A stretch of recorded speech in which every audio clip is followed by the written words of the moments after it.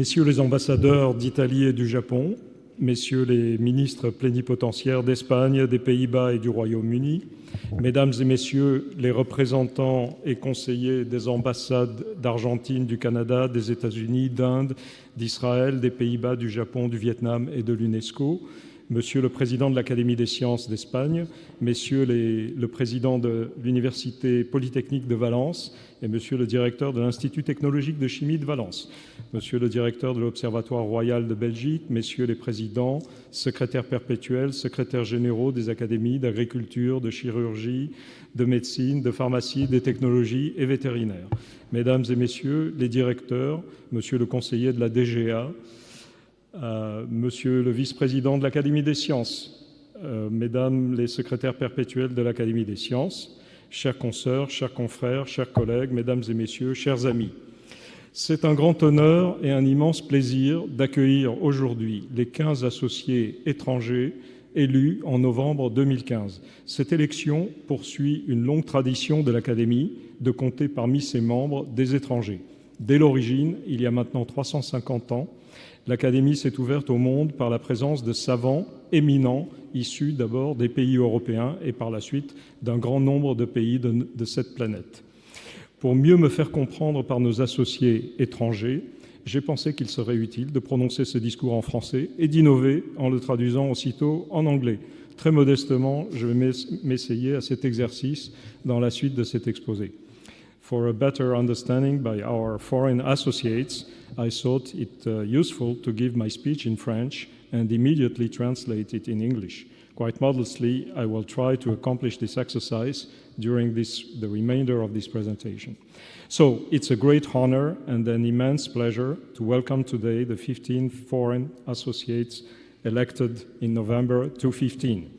This election follows a long tradition of the Academy to include foreign associates among its members. From its beginning, 351 years ago, the Academy was opened to the world by the presence of eminent foreign scientists, first of all originating from European countries and subsequently from a large number of other countries of our planet. Mon discours s'articule autour de trois messages. Le premier rappelle la continuité historique de l'Académie dans l'élection d'associés étrangers illustres.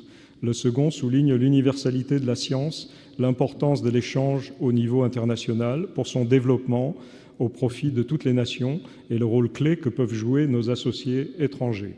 Et le troisième est un message d'espoir et d'ouverture pour la jeune génération.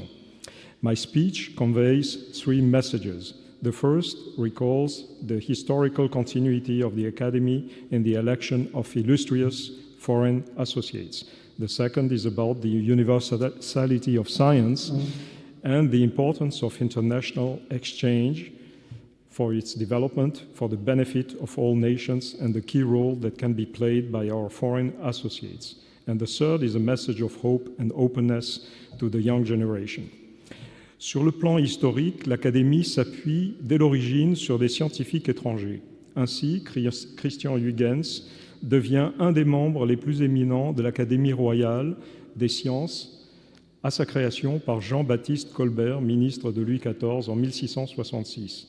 En 1669, c'est Jean-Dominique Cassini qui rejoint l'Académie.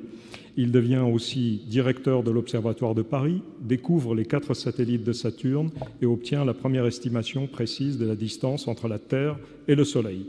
Historically, the Academy has relied on foreign scientists from the outset. Christian Huygens became one of the most eminent members of the Royal Academy of Sciences at its inception by Jean-Baptiste Colbert, minister of Louis XIV in 1666.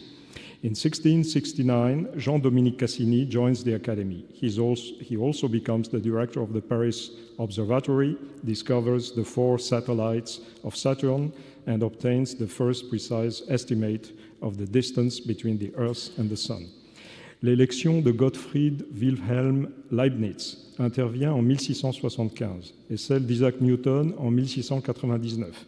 Daniel Bernoulli rejoint l'Académie royale des sciences en 1748. La liste est longue des grands savants qui ont été les associés de notre Académie. Il me paraissait important, par ce rappel, de placer votre élection dans cette perspective. Vous faites maintenant partie de cette relativement longue histoire, mais comme je le disais déjà hier, mais finalement très courte si on la compare au temps géologique. The election of Gottfried Wilhelm Leibniz intervenes in 1675, and that of Isaac Newton in 1699. Daniel Bernoulli joins the Royal Academy of Sciences in 1748. The list is long of the great scholars who have been associates of our Academy. It seemed to me important to set this perspective to your election in our Academy. You are now part of this relatively long history, but in fact quite short when compared to geologic times. Les académiciens étrangers seront pris indistinctement dans toutes les nations pourvu qu'ils soient d'un mérite reconnu, nous dit une histoire de l'Académie royale des sciences datant de 1752. Foreign academicians will be taken indiscriminately in all nations, provided they are known of known merit, indicates a history of the Royal Academy of Science dating from 1752. L'élection d'associés étrangers est bien ancrée dans le mode de fonctionnement de notre compagnie. Et en cela, nous ne sommes pas les seuls. Toutes les académies élisent des associés étrangers avec des objectifs et des avantages communs. C'est d'abord celui d'assurer un plus grand rayonnement international par le biais d'associés qui deviennent un peu des ambassadeurs de la science des académies qui les ont élus. C'est aussi un moyen de trouver des compétences insuffisamment représentées au niveau national. C'est enfin la possibilité de s'appuyer sur des membres étrangers pour donner des avis, participer à des jurys, s'impliquer dans le développement des relations scientifiques bilatérales. The election of foreign associates is well anchored in the running of our academy. And in this matter, we are not alone.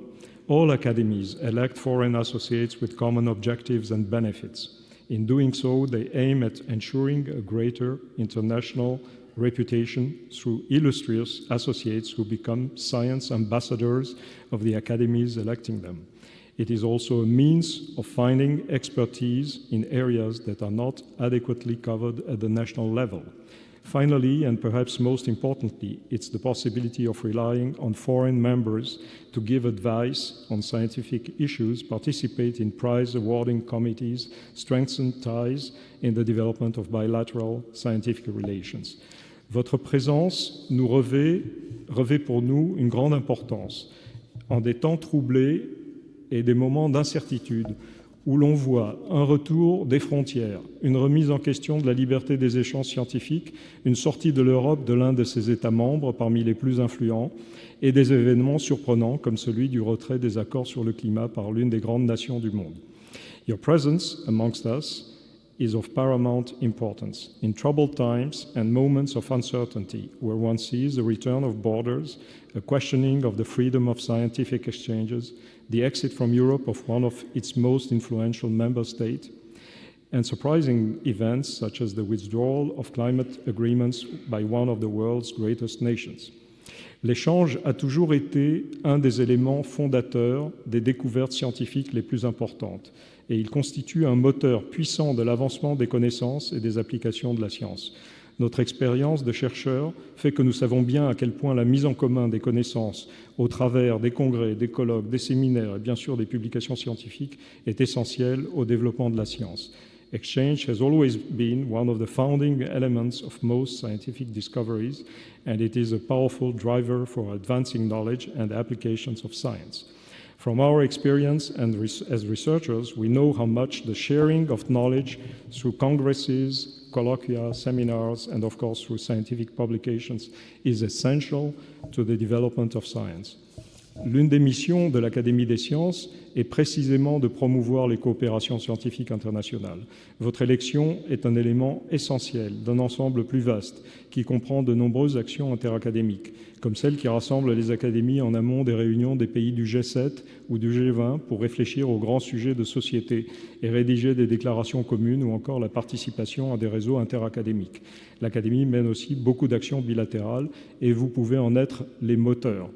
One of the missions of the Academy of Science is precisely to promote international scientific cooperation.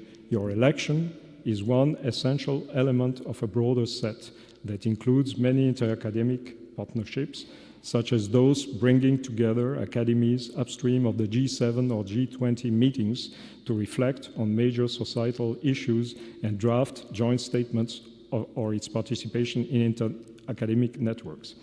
The Academy also carries out many bilateral actions, and you can get involved and be the driving forces. Finalement, cette cérémonie nous permet de lancer à la jeune génération un message d'espoir et d'ouverture, porteur de l'idée que la science est unie et que l'avenir réside dans la compréhension mutuelle et l'effort commun pour travailler aux frontières de la recherche. Pasteur disait que la science n'avait pas de patrie. Nous voulons que ses seules frontières soient celles de la recherche.